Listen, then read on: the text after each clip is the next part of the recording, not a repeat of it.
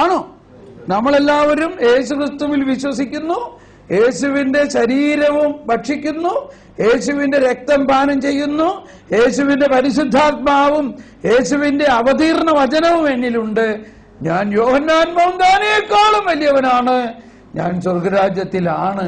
പക്ഷേ നമ്മുടെ ഏറ്റവും വലിയ ഒരു റിസ്ക്, ഏറ്റവും വലിയ ഒരു പ്രശ്നം, സ്വർഗരാജ്യത്തിന് എതിരായ ആ ഫരിസേയനും എന്റെ ഉള്ളിലുള്ളത് കൊണ്ട് എന്നിലുള്ള സ്വർഗരാജ്യത്തിന്റെ പ്രവർത്തനം വേണ്ട രീതിയിൽ നടക്കുന്നില്ല. കണ്ടുപിടുത്തം അങ്ങനെയുണ്ട്, ഈ കണ്ടുപിടുത്തം അങ്ങനെയുണ്ട്. എന്നാൽ ഇത് എനിക്ക് മനസ്സിലായത് 60 വയസ്സ് കഴിഞ്ഞപ്പോഴാണ്.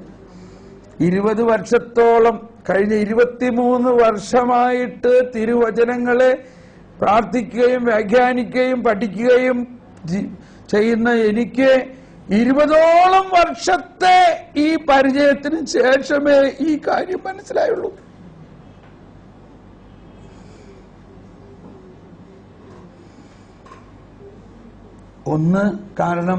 ഒരു കാരണം ഞാൻ ആ ഡയറക്ഷനിൽ ചിന്തിച്ചിട്ടേ ഇല്ല. നമ്മൾ നിയമത്തെ പിടിച്ചുകൊണ്ടും ചിന്തിക്കുന്നു. മറ്റൊരു കാര്യം, ആരും ഇങ്ങനെ ഒരു കാര്യം ഇന്നേ വരെ പറഞ്ഞിട്ടില്ല. ഏത് പോയിന്റ്? പറയാം. ഇതങ്ങനെ ഞാൻ എത്ര പറഞ്ഞാലൊന്നും മനസ്സിലാവില്ല. അതുകൊണ്ടാണ് ഞാൻ ആദ്യമേ പറയണത്. ഇപ്പൊ ഇതിന്റെ ഒരു ആശയപരമായിട്ട് മനസ്സിലായി. ഇനി നമ്മൾ ചിന്തിക്കേണ്ട, കർത്താവേ ഇതൊന്ന് മനസ്സിലാക്കി തരണേ എന്ന് ചിന്തിച്ചിട്ട് ഞാൻ പറയാം. പക്ഷേ അതിങ്ങനെയാണ് 9 ദിവസത്തെ ഒരു ധ്യാനം ഉണ്ടാക്കിയത്. അപ്പൊ അതിൽ കുറെ കാര്യങ്ങൾ ഈ ദൈവനീതിയെക്കുറിച്ച് നമ്മൾ പഠിക്കുമ്പോഴാണ് ഇത് മനസ്സിലാവുന്നത്. എങ്കിലും ഐ വിൽ ട്രൈ. പക്ഷെ അതിൻ്റെ ഏറ്റവും പ്രധാന ആവശ്യം യേശുക്രിസ്തുവിലൂടെ വേറൊരു വിധത്തിലും പറഞ്ഞു കൊടുക്കാൻ. നമ്മൾ ജ്ഞാനത്തിന്റെ പുസ്തകത്തിൽ സോളമൻ പ്രാർത്ഥിച്ചു, അങ്ങയോടൊത്ത് വസിക്കുകയും അങ്ങയുടെ ഹിതം വെളിപ്പെടുത്തി തരികയും ചെയ്ത ആ ജ്ഞാനത്തെ അങ്ങയുടെ സിംഹാസനത്തിൽ നിന്നും അയച്ചു തരണേ എന്ന് നമ്മൾ പ്രാർത്ഥിക്കുന്നതാ. പക്ഷെ അത് കുറെ കിട്ടിക്കഴിഞ്ഞപ്പോ എൻ്റെ ഉള്ളിൽ കർത്താവ് പറയാണ്, ജ്ഞാനത്തിലൂടെ അഥവാ യേശുക്രിസ്തുവിലൂടെ ആ ജ്ഞാനമാണ് വന്നത്. ജ്ഞാനസ്നാനത്തിലൂടെ നീ അതിൽ മുങ്ങിക്കിടക്കുകയാണ്. പക്ഷേ നമ്മൾ ആ രീതിയിൽ ജ്ഞാനത്തെ കാണുന്നില്ല. ഇത് നമ്മൾ എന്നിട്ട് ജ്ഞാനത്തിന് വേണ്ടി പ്രാർത്ഥിക്കുന്നത് തന്നെ വാസ്തവത്തിൽ സമുദ്രത്തിന്റെ ആ ഉള്ളിൽ കിടക്കുന്ന മീൻ വെള്ളം തരാൻ വേണ്ടി പ്രാർത്ഥിക്കണ മാതിരിയാ. ഞാൻ എവിടെ കിടക്കണു? ജ്ഞാനത്തിൽ. എന്തുകൊണ്ട്? ജ്ഞാനസ്നാനമാണ് എനിക്ക് കിട്ടിയിരിക്കണേ. ഏത് ജ്ഞാനം? യേശുക്രിസ്തുവാകുന്ന ജ്ഞാനത്തിൽ എന്നെ മുക്കിയിരിക്കണു. എന്നിട്ട് ഞാൻ ജ്ഞാനത്തിന് വേണ്ടി പ്രാർത്ഥിക്കണം. എന്തിനു പ്രാർത്ഥിക്കണം? എങ്ങനെ പ്രാർത്ഥിക്കണം? പ്രാർത്ഥിക്കുമ്പോൾ നമുക്കുണ്ടാകേണ്ട ബോധ്യം ഇതാണ്: ഈ പഴയ നിയമത്തിൽ അവരെല്ലാം പ്രാർത്ഥിച്ചിരുന്ന ആ ജ്ഞാനം യേശുക്രിസ്തുവിലൂടെ വന്നു കഴിഞ്ഞിരിക്കുന്നു. യേശുക്രിസ്തുവിലൂടെ ഇത് വന്നു കഴിഞ്ഞിരിക്കുന്നു. അതാണ് മത്തായി 4:16 പറയുന്നത്, അന്ധകാരത്തിൽ കഴിഞ്ഞിരുന്ന ജനം ഒരു പ്രകാശം കണ്ടു. എന്താണ് ആ പ്രകാശം? എന്താണ് അന്ധകാരം? അന്ധകാരം എന്നത് അജ്ഞതയും പ്രകാശം എന്നത് ജ്ഞാനവുമാണ്. എന്തിനെ കുറിച്ചുള്ള അജ്ഞത? ദൈവത്തെക്കുറിച്ചുള്ള അജ്ഞത, രക്ഷയെക്കുറിച്ചുള്ള അജ്ഞത, നീതിയെക്കുറിച്ചുള്ള അജ്ഞത. അപ്പൊ ഫരിസേയരും നിയമജ്ഞരും ദൈവനീതിയെക്കുറിച്ചുള്ള അജ്ഞതയിലാണ്. പൗലോസ്ലീഹയുടെ ലേഖനത്തിൽ 10-ാം അധ്യായം നോക്കിയേ. 10-ാം അധ്യായത്തിൽ പറയുന്നത് ഇതാണെന്ന് തോന്നുന്നു. 10-9 റോമർ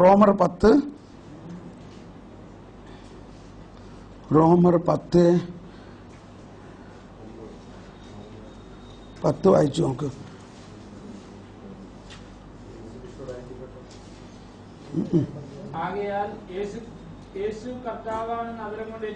ആ 9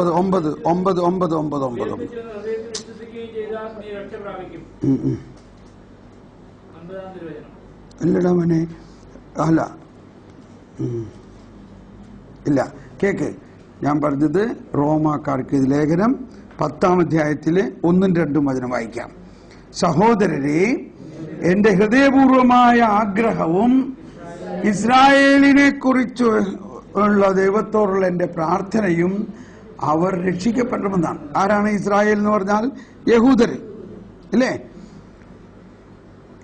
അവർക്ക് ദൈവത്തെക്കുറിച്ച്, എല്ലാവരും ഏറ്റു പറഞ്ഞേ, അവർക്ക് ദൈവത്തെക്കുറിച്ച് തീഷ്ണതയുണ്ടെന്ന് ഞാൻ സാക്ഷ്യപ്പെടുത്തുന്നു. ആ തീഷ്ണത ശരിയായ അറിവിന്റെ അടിസ്ഥാനത്തിലല്ലെന്നേ ഉള്ളൂ. മനസ്സിലാവുന്നുണ്ടോ? ഇത് നമ്മുടെ അവസ്ഥ തന്നെയല്ലേ? നമുക്ക് ഭയങ്കര തീഷ്ണതയാ. പക്ഷേ ഈ തീഷ്ണത, ഇത് എന്റെ കാര്യം തന്നെ ചിന്തിച്ചോ. ഞാൻ എന്തോരം തുള്ളിച്ചാടി സുവിശേഷം വചനം പ്രഘോഷിച്ച് നിങ്ങൾ കേട്ടിട്ടില്ലേ? തീഷ്ണതയുണ്ട്. പക്ഷെ ആ തീഷ്ണത ശരിയായ അറിവിന്റെ അടിസ്ഥാനത്തിലല്ലെന്നേ ഉള്ളൂ. എന്താണ്? ദൈവത്തിന്റെ നീതിയെക്കുറിച്ച് അവർ അജ്ഞരാകൊണ്ടും തങ്ങളുടെ തന്നെ നീതി സ്ഥാപിക്കാൻ വ്യഗ്രത കാണിക്കുന്നത് കൊണ്ടും ദൈവനീതിക്ക് അവർ കീഴ്വഴങ്ങിയില്ല. വിശ്വസിക്കുന്ന ഏതൊരുവനും നീതീകരിക്കപ്പെടുന്നതിന് ക്രിസ്തു നിയമത്തെ പൂർത്തീകരിച്ചിരിക്കുന്നു. Praise the Lord. ഇനി ഞാൻ പറയാം അപ്പോ ഇവിടെ എന്താണ് ഫരിസേയരും നിയമജ്ഞരിലും ഉള്ള ഒരു പ്രശ്നം? അവർക്ക് ദൈവ നീതിയെക്കുറിച്ച് അജ്ഞരായിരുന്നു. ആ അജ്ഞതയാണ് അന്ധകാരം എന്ന് പറയുന്നത്. ആ അന്ധകാരത്തിലാണ് യേശു പ്രകാശമായിട്ട് വരുന്നത്. ആ പ്രകാശമാണ് ജ്ഞാനം. ആ ജ്ഞാനം നമ്മളുടെ കണ്ണ് തുറക്കുമ്പോൾ മാത്രമേ ഈ 10 കൽപ്പനകളിൽ നിന്നും വിട്ട് യേശു കൊണ്ടുവന്നിരിക്കുന്ന, പിതാവ് പറഞ്ഞു അവൻ പറയുന്നത് കേൾക്കുവിൻ. മറ്റേലേക്ക് പോകുന്നതിന് മുമ്പ് മാതാവ് എന്താ പറഞ്ഞേ? മാതാവ് ഇപ്പൊ ശ്രദ്ധിക്കണം. ഇപ്പൊ നമ്മള് കാനായിലെ കല്യാണത്തിന് വളരെ വ്യത്യസ്തമായ ഒരു കാഴ്ചപ്പാടുണ്ടാകാൻ പോവുകയാണ്. നമ്മളെല്ലാം ധാരാളം പ്രഘോഷിച്ചിട്ടുള്ളതാണ്. കാനായിലെ കല്യാണത്തിന് എന്തിനാ യേശു വെള്ളം വീഞ്ഞാക്കിയത്? ചിലവർ പറഞ്ഞ് നമ്മൾ ഓരോരുത്തരും പറയാറുണ്ടായിരുന്ന കാര്യങ്ങളൊന്നും പറഞ്ഞ്, എന്തിനാണ് യേശു വെള്ളം വീഞ്ഞാക്കിയത് കാനായിലെ കല്യാണത്തിന്? അറിയും. ഒന്ന്, തന്റെ മഹത്വം. എന്താണ് ആ മഹത്വം? എന്താണ് ആ മഹത്വം?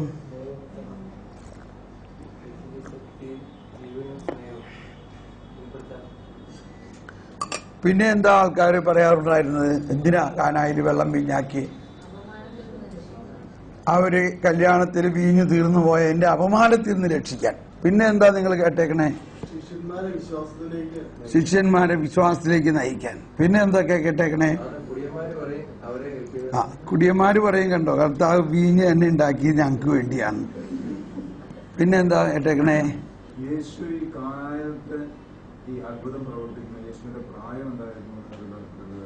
യേശു പരസ്യ ജീവിതം ആരംഭിച്ചപ്പോ ആദ്യത്തെ കാര്യം അപ്പൊ 30 വയസ്സ്. മാതാവ് പറയുന്ന അനുസരിക്കുന്നു എന്ന് കാണിച്ചു തരാൻ. ഇനി എന്താ പറഞ്ഞേക്കണേ? എന്തായിരുന്നു ആ വെളിപ്പെടുത്തല്? എന്താണ് ആ സാക്ഷ്യം? അതെങ്ങനെ ദൈവപുത്രനാണെന്നുള്ള എന്താ പ്രൂഫ്? വേറെന്തെങ്കിലും? അവൻ പറയണത് കേൾക്കുക. എന്താ അവൻ പറയണത്?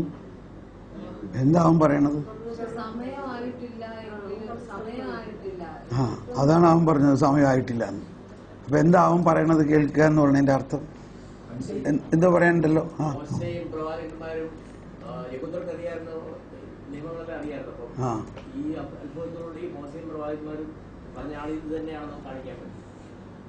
അയ്യോ, ദൈവത്തിന് വെള്ളം തോന്നുന്ന സ്വഭാവത്തെ മാറ്റി വീഞ്ഞാക്കി മാറ്റാൻ പറ്റുമെന്ന് കാണിക്കാം.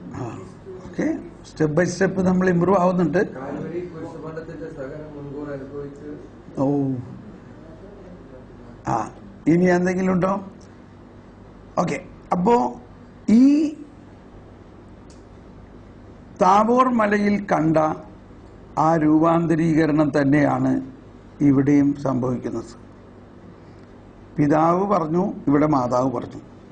പിതാവ് പറഞ്ഞു, ഇനി മോശയും എഴുതിയിട്ടില്ല, അത് ഇനി മോശയും പ്രവാചകന്മാരും പറയണതല്ല നിങ്ങൾ കേൾക്കേണ്ടത്,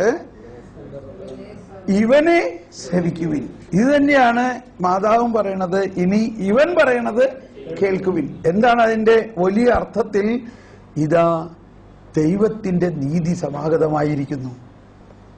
ഇതുവരെ ഞാൻ നേരത്തെ മോശയും പ്രവാചകരും പറയാൻ തുടങ്ങിയപ്പോൾ ഞാൻ ഉദ്ദേശിച്ച് ആ ഡയറക്ഷനിലാണ് ഉദ്ദേശിച്ചത്.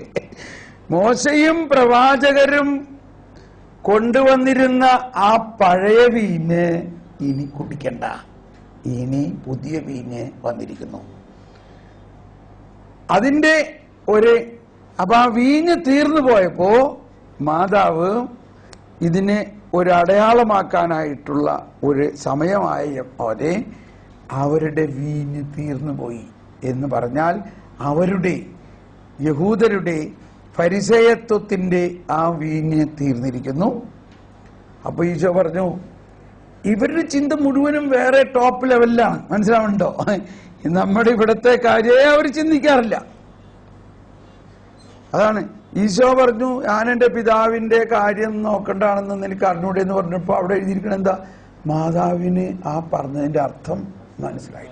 അത് നമുക്ക് മനസ്സിലായി. എന്താ മാതാവിന് മനസ്സിലായില്ല എന്ന് പറഞ്ഞത്? മാതാവ് ചിന്തിക്കുന്നത് മുഴുവനും വേറെ ഒരു ലെവലിലാണ് ചിന്തിക്കുന്നത് മുഴുവനും. നമ്മൾ ചിന്തിക്കുന്നത് മുഴുവനും അതിന്റെ ഒരു ഭൗതികമായ ഒരു എർത്തിലി ലെവലിലാണ്. മാതാവ് എർത്തിലി ലെവലിൽ ചിന്തിക്കാനേ പറ്റില്ല.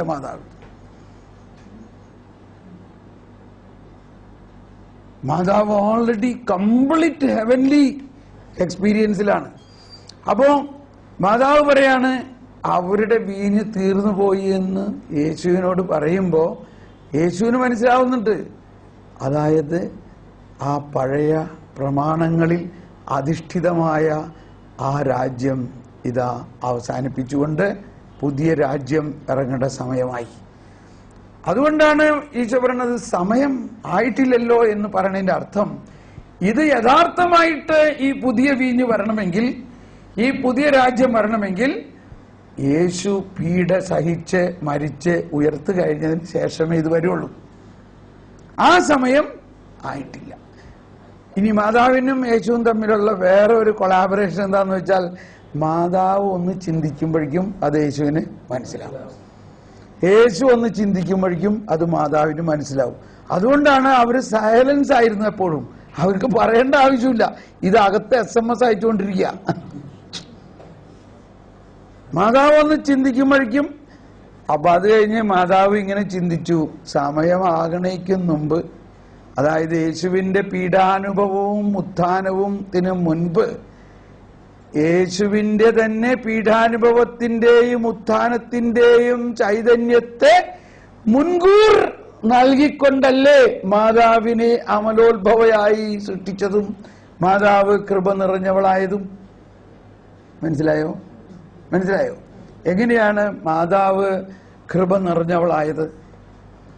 മാതാവിനെ അമ്മയുടെ ഗർഭത്തിൽ ഉരുവാകുന്ന നിമിഷത്തിൽ യേശുവിന്റെ പീഡാനുഭവത്തിന്റെ അല്ലെങ്കിൽ ഉത്ഥാനത്തിന് ശേഷം ഉണ്ടാകുന്ന ആ ആത്മാവ് പിറകോട്ട് വന്ന്, യേശുവിന്റെ ആത്മാവ് പിറകോട്ട് വന്ന് മാതാവിന്റെ അമ്മയുടെ ഗർഭത്തിൽ ചെന്ന് ആ ജന്മഭാവത്തെ തടസ്സപ്പെടുത്തിയെടുത്ത് മാറ്റി.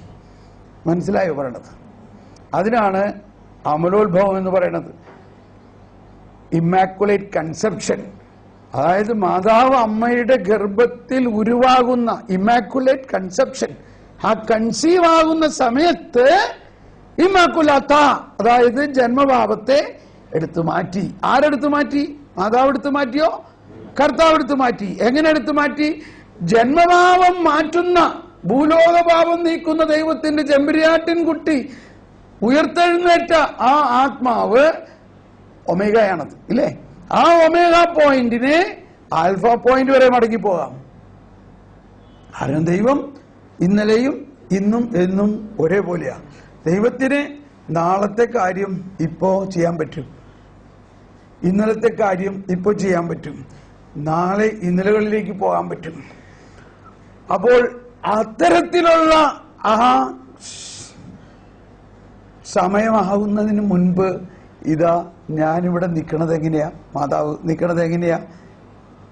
ഈ രക്ഷാകര ചരിത്രത്തിലും ദൈവനീതിയുടെയും മുഴുവൻ യോഗ്യത നിറഞ്ഞ ആദ്യത്തെ പുതിയ സൃഷ്ടിയായിട്ട്, ജന്മഭാവമില്ലാത്ത ആദ്യത്തെ പുതിയ സൃഷ്ടിയായിട്ട്, പുതിയ വീഞ്ഞായിട്ടാണ് ഞാൻ നിൽക്കുന്നത്. ഇതുപോലെ ഒരടയാളം ഓക്കെ. എന്നാൽ അവരോട് വെള്ളം നിറയ്ക്കാൻ പറയാല്ലേ. എന്തിനാ അപ്പോ കൽഭരണികൾ? വീഞ്ഞ് തീർന്നു പോയി, പുതിയ വീഞ്ഞുണ്ടാക്കണമെങ്കിൽ വീഞ്ഞുണ്ടാകട്ടെ എന്ന് പറഞ്ഞാൽ ആ പഴയ തോൽക്കുടങ്ങളിലെല്ലാം വീഞ്ഞ് നിറയുമായിരുന്നില്ലേ? പക്ഷേ ആ പഴയ തോൽക്കുടങ്ങൾ ഉപയോഗിച്ചില്ല, പഴയ തോൽക്കുടങ്ങൾ ഉപയോഗിച്ചില്ല. അതായത് ഫരിസേയരുടെയും നിയമജ്ഞരുടെയും കൽപ്പനകളിൽ അധിഷ്ഠിതമായ ആ തോൽക്കുടം വിട്ടിട്ട് പുതിയ തോൽക്കുടമല്ല, കൽഭരണികൾ. ഈ കൽഭരണികൾ ബ്രിട്ടിൽ മനുഷ്യ ജീവിതങ്ങളുടെ അടയാളമാണ്, പാപാവസ്ഥയിലുള്ള മനുഷ്യ ജീവിതങ്ങൾ.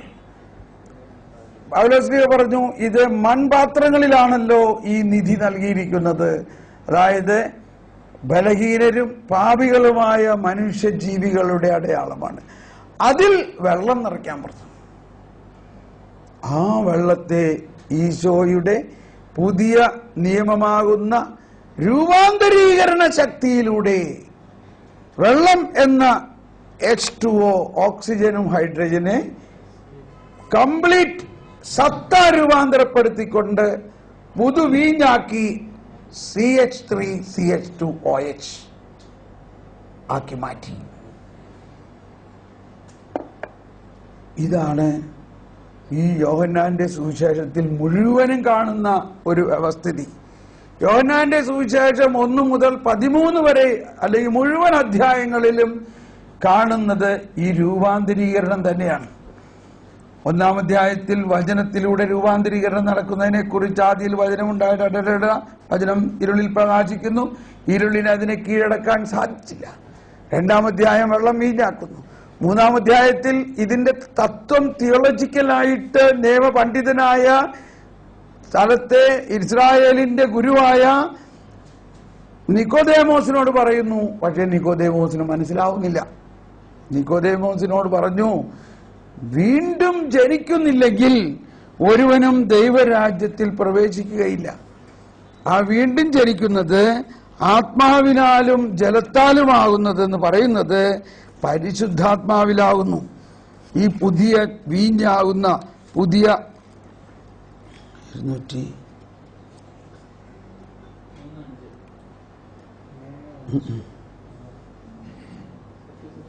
ഞാൻ കാറ്റഗിസത്തിലെ ഒരു ഭാഗം വായിക്കാൻ 722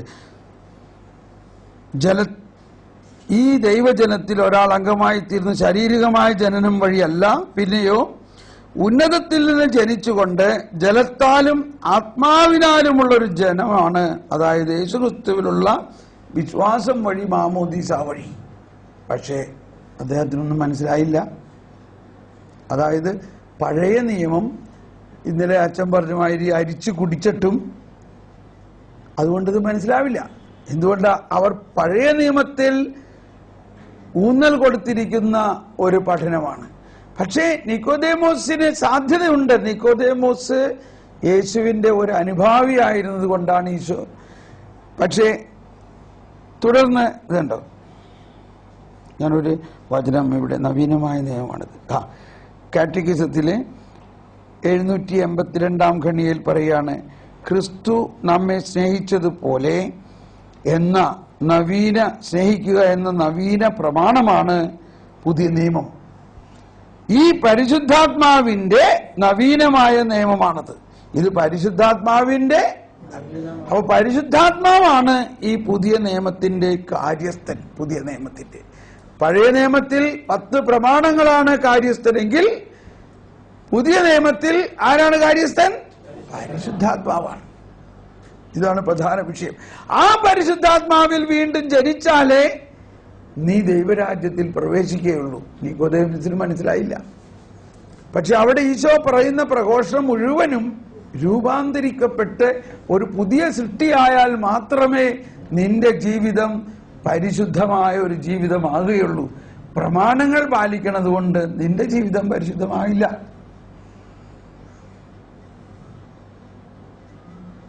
നാലാം അധ്യായത്തിൽ സമരിയാക്കാരി കണ്ടോ, അവളെ പ്രമാണങ്ങളാണോ പഠിപ്പിച്ചത്?